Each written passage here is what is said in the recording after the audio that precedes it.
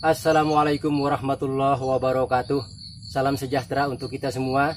Nah sahabat tani, perjumpaan kita kali ini kita akan membahas bagaimana caranya memperbanyak anakan pisang. Nah dari proses awalnya sampai pertumbuhannya seperti ini.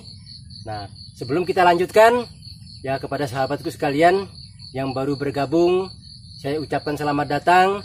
Dan yang belum subscribe jangan lupa dukungannya ya, dengan menekan tombol subscribe, dan jangan lupa juga aktifkan ikon lonceng notifikasinya agar setiap saya upload video sahabat lebih awal nanti yang mengetahui videonya alias tidak ketinggalan informasi.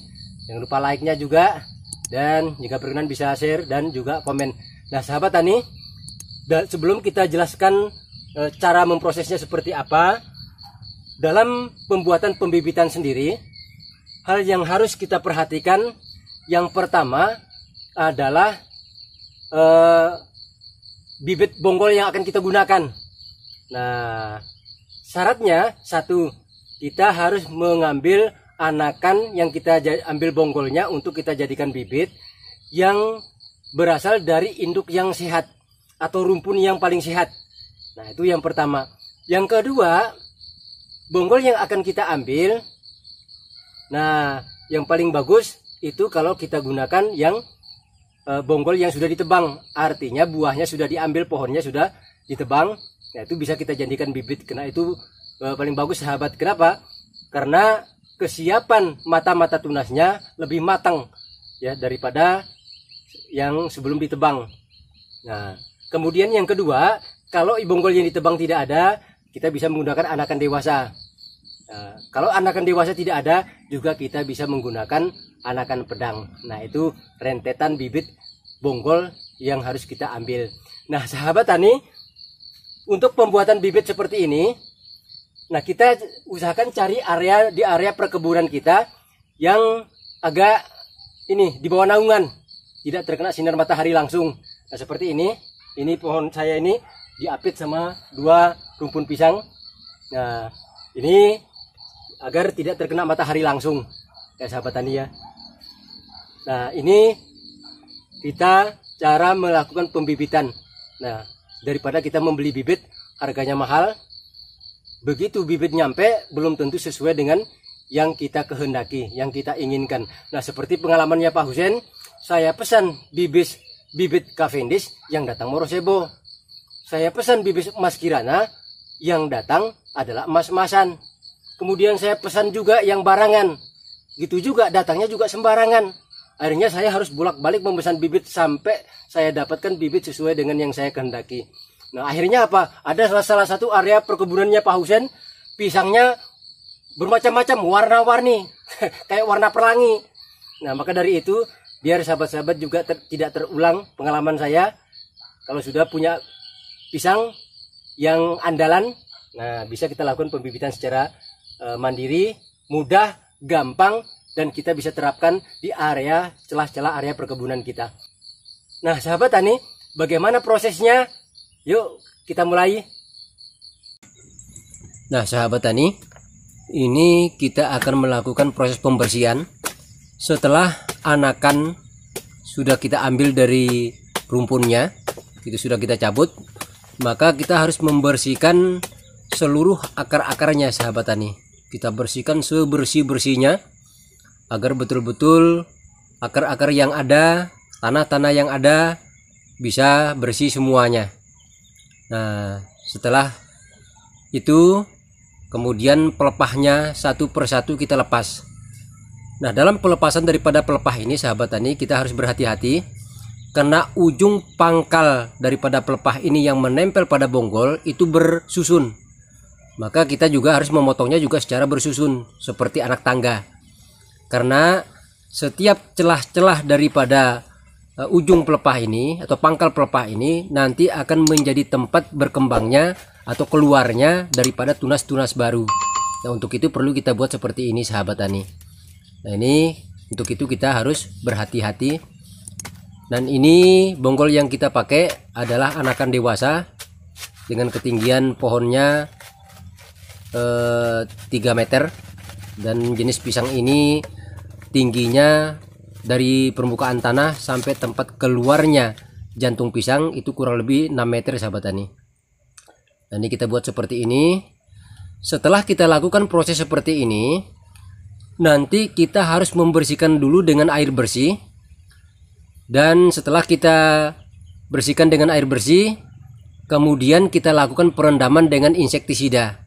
Kita bisa menggunakan insektisida yang memiliki racun sistemik.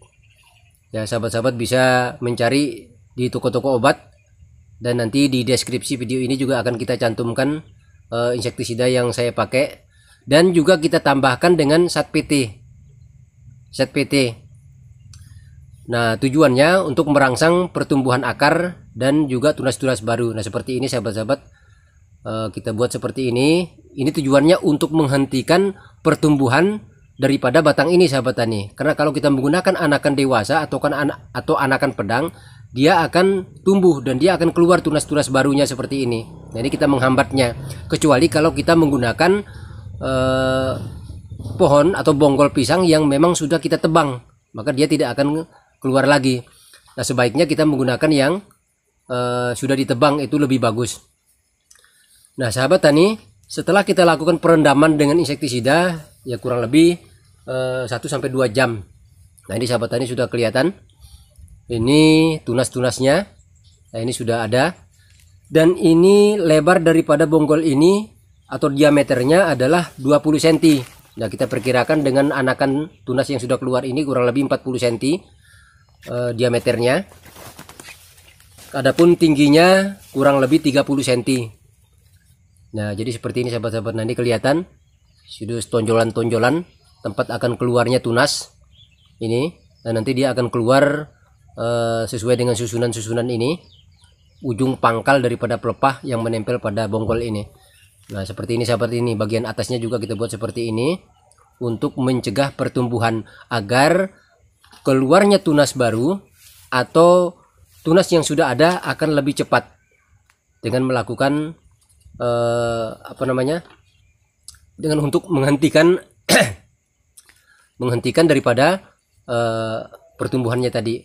Nah, sahabat-sahabat bisa lihat tonjolan-tonjolan calon mata tunas yang akan keluar.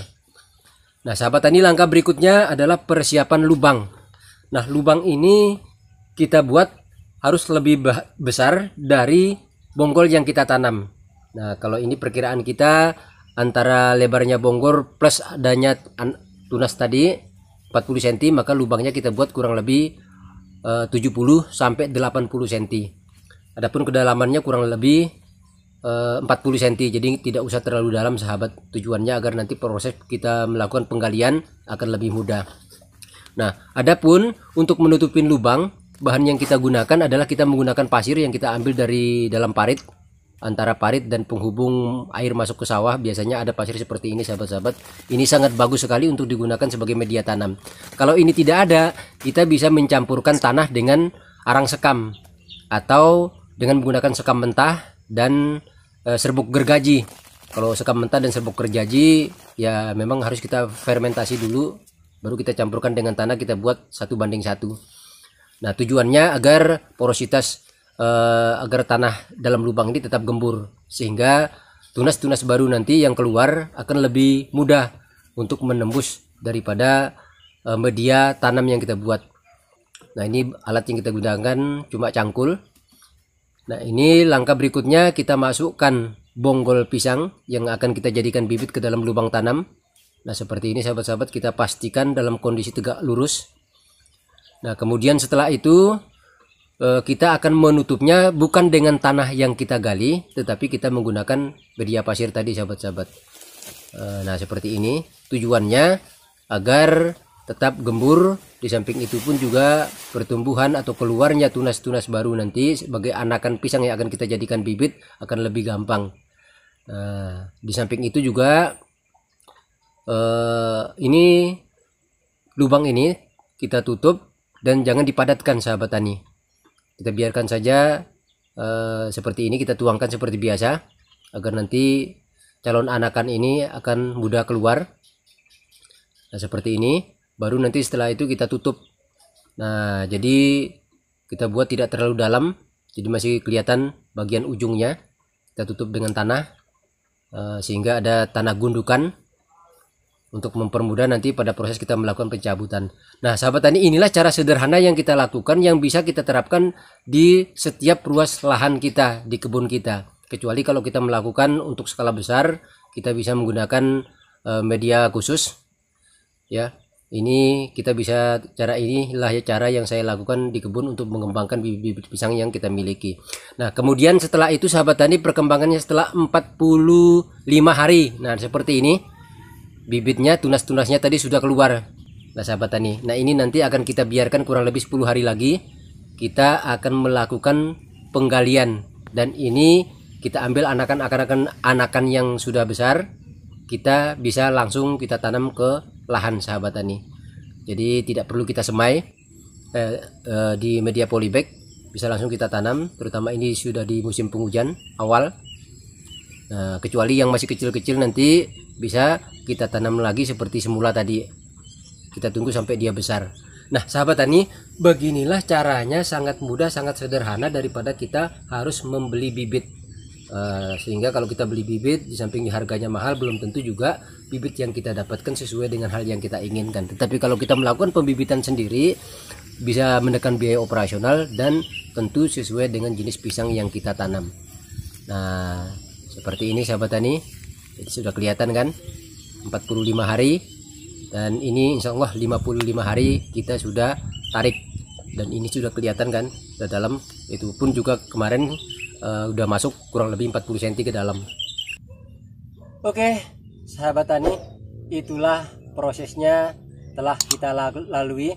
Nah, satu yang tidak kita tampilkan di video tadi adalah proses sterilisasinya. Nah, sahabat tani, untuk proses mensterilkannya itu kita bisa menggunakan air 1 ember, kita berikan kurang lebih 7-10 liter, kemudian kita campur dengan bahan insektisida yang berbahan aktif atau jenis racun sistemik. Kemudian kita bisa campurkan juga dengan zat PT-nya. Nah, sahabat tani, apa jenis atau merek yang kita gunakan serta dosisnya seperti apa, nanti akan saya cantumkan di link di deskripsi video ini. Nah, sahabat-sahabat bisa lihat di sana, dan di sana juga sudah saya cantumkan berbagai macam link, baik link Facebook, link channel, link playlist terhadap konten-kontennya sudah saya buat. Nah, sahabat tani, itu saja yang dapat kita sampaikan pada kesempatan kali ini. Terima kasih sahabat telah mengikuti saya, dan terima kasih juga atas segala perhatiannya. Salam satu hobi, salam satu getah. Semoga petani pisang Nusantara terus maju, berkembang, berjaya, dan mengudara. Amin ya robbal alamin. Walhamdulillahirabbil alamin. Wassalamualaikum warahmatullahi wabarakatuh. Salam sejahtera untuk kita semua.